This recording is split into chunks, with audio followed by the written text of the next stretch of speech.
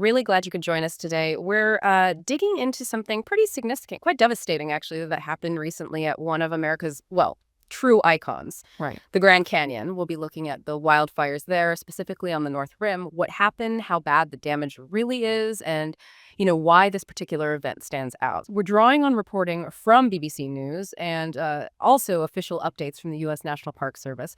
Our goal here is to really unpack the details, what went down, the scale of it all, and maybe understand its broader significance. Right. And I think what takes this beyond just a news headline is how it really shows these cascading problems, these unexpected challenges, almost black swan events that can just overwhelm even a really solid response plan.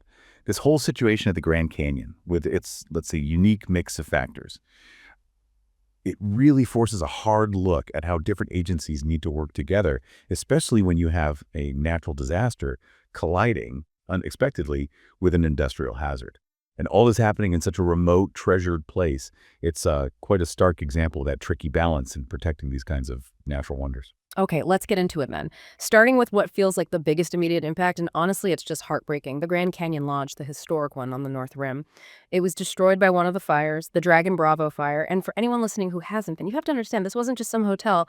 It was the place to stay on the North Rim. Been operating since the 1930s. Really the heart of the place. Dining, gift shop, even the post office was there. Just a piece of living history gone. Yeah, and the initial reports, the preliminary assessments from the Park Service, they paint an even wider picture of the damage. We're looking at somewhere between 50 and 80 buildings lost in total. That's not just the main lodge. It includes, other historic cabins nearby, administrative buildings, support facilities for visitors. Losing 50 to 80 structures, many historic, that really hits the core of the North Rim's identity and its ability to function. It's a massive blow. Just devastating. Aramark, the company that actually runs the lodge, they put out a statement obviously expressing how devastated they are, but also, and this is important, huge gratitude that everyone's staff, guests got out safely before the fire hit. Absolutely crucial. Amidst all this loss, knowing there were no casualties is, well, the most important thing. So these fires, they moved fast, caused incredible damage. What started them, and why were they so intense? Our sources say it wasn't just one fire, right? There were two main ones. That's correct. Two primary fires, the Dragon Bravo fire, which, as you said, took the lodge, and then the White Sage fire, which was also significant. And the stated cause for both was lightning. Pretty common out there, actually. Okay, so lightning starts them, but what made them explode like they did? Well, that came down to the conditions. You had this perfect storm, really. Sustained winds hitting up to 40 miles per hour. That's around 64 kilometers per hour. Very strong winds. 40 miles per hour. Wow. Yeah. And combine that with high temperatures and really low relative humidity. Classic dangerous fire weather. Those winds, they don't just fan the flames. They make the fire behave erratically. They can throw embers huge distances, jumping over roads, rivers, fire breaks. Makes containment incredibly hard. So that explains the speed, like that 500-acre jump you mentioned. Exactly. The Dragon Bravo fire just exploded by 500 acres on July 12th alone. Shows you how fast things were moving. And the other one, the White Sage fire? Even larger in terms of area. Ah. That one burned over 40,000 acres in the Kaibab National Forest. It led to hundreds of people needing to evacuate from surrounding areas too.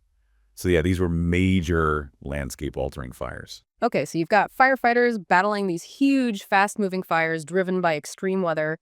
And then something else happened, something completely unexpected. Precisely. As if things weren't challenging enough, they suddenly faced a critical and frankly terrifying new problem, a chlorine gas leak. It happened at a water treatment facility nearby. A chlorine gas leak in the middle of fighting these wildfires. Exactly. And the impact was immediate. Firefighters had to be pulled back from certain critical areas right away.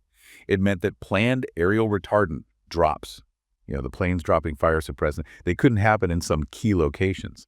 Specifically mentioned were areas near the Grand Canyon Lodge itself and also Transept Canyon. Just not feasible with that gas risk. And chlorine gas, that's particularly nasty in a place like the Grand Canyon, isn't it? With all the low-lying areas. That's the real danger. Chlorine gas is heavier than air. Unlike smoke, which tends to rise and disperse, chlorine sinks. It can pool in low elevations, settle into ravines, canyons, basically turning those areas into invisible toxic traps. So it directly limited where crews could safely work on the ground and in the air. Correct. It added this whole other layer of complexity and danger. You're managing the fire, the evacuations, the logistics, and now you've got a hazardous materials incident woven right into the middle of it. Just incredible. Yet, despite all that, the reports say fire managers are still pushing a full suppression strategy. What does that actually mean in this context? It means they're throwing everything they have at it. Hmm. The goal isn't just to contain the fire within lines and let it burn itself out naturally, which sometimes happens in wilderness areas. Full suppression means the objective is to put the fire out completely, using all available resources, ground crews, air support where possible, dozers. So, an aggressive approach? Very aggressive. They have been conducting retardant drops where they can, focusing on the east side of the developed area, trying to protect what's left, and also working on areas like the Roaring Springs drainage. They're really pushing hard, even with the added complication of the gas leak. It's hard to even imagine the pressure on those teams. But amidst all this chaos and destruction, there's some really crucial positive news. Yes, absolutely. The fact that no injuries or fatalities have been reported is, well, it's testament to the evacuation efforts. Getting all staff, residents, and visitors out safely before the situation became truly dire, that's a major success story within this tragedy. Definitely. But the impact on access on visiting the park, that's going to be long lasting, isn't it? Oh, undoubtedly. The closures are significant. The entire North Rim is closed to visitors now For how long? for the rest of the 2025 tourist season. That's a huge chunk of time, basically shutting it down until next year at the earliest. And it's not just the rim itself, right? Some of the famous inner canyon trails are affected too. That's right. Several key corridor trails and campgrounds are closed until further notice. Which one specifically? We're talking about the North Kaibab Trail, obviously coming down from the North Rim, but also the South Kaibab Trail. The Kaibab too. Wow. Yes. And Phantom Ranch, down at the bottom, plus the Bright Angel Trail below Havasupai Gardens. So major routes used by thousands of hikers and backpackers are impacted. That really affects a lot of plane trips, I imagine. Huge impact. But it is important for you, the listener, to know that the south rim of the Grand Canyon does remain open. Okay, so access is still possible from the South Rim. That's good to clarify. Yes, the park isn't entirely shut down, but a very significant and arguably the more remote and historic part, the North Rim, is off limits for now. So let's pull back a bit. Why does this specific event, these fires at the Grand Canyon, resonate so much? I mean, it's obviously a beloved place. Wasn't it something like nearly 5 million visitors just last year in 2024? Makes it one of the most popular spots in the whole U.S. Exactly. And that popularity underscores the challenge. This event really highlights the immense difficulty in protecting these national treasures, especially as we see more extreme natural events, like intense wildfires. You can see it reflected in the National Park Service's own objectives during this fire. Number 1, protect lives and safety. Number 2, try to preserve any remaining structures. And number 3, safeguard the cultural and natural resources. This fire, especially with the added chlorine leak complication, tested every single one of those objectives in ways that were, frankly, unprecedented.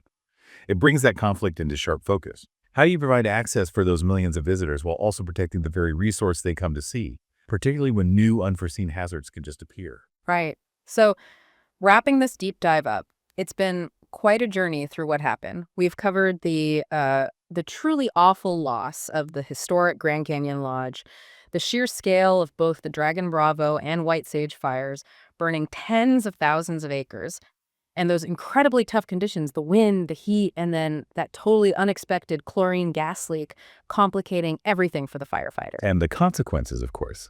The extensive closures impacting the North Rim and key inner canyon trails for a long time to come. It really makes you think, doesn't it, about the sheer power of nature of these events. It does, and also about the critical work, often incredibly dangerous work, that goes into trying to protect these landscapes that we all cherish and protecting the people, too, the visitors, the staff, the residents. It's a sobering reminder, I think, of the forces involved and how quickly things can escalate beyond what anyone might reasonably predict. Absolutely. So maybe a final thought for you to ponder after listening to all this.